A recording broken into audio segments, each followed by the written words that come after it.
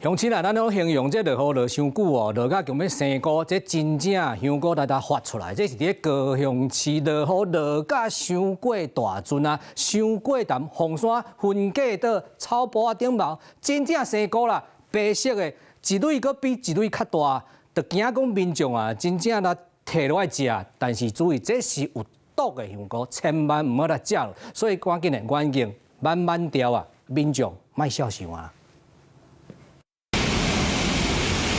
伫分界岛的草坡出现一蕊搁一蕊的香菇，大约有10多蕊。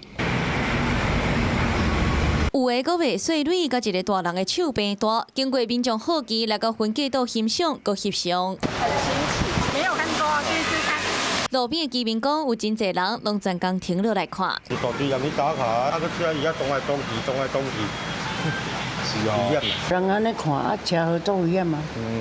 迄车足多呢。为了要看这个菇，搁险啊出车祸。其实这个菇是烈景菇，是有毒的。工务局就先派员到场提调，避免民众慢来食。今仔日一透早，高雄市区又搁落大雨，而且风嘛真透，一阵风雨做火来，袂输咧做风台。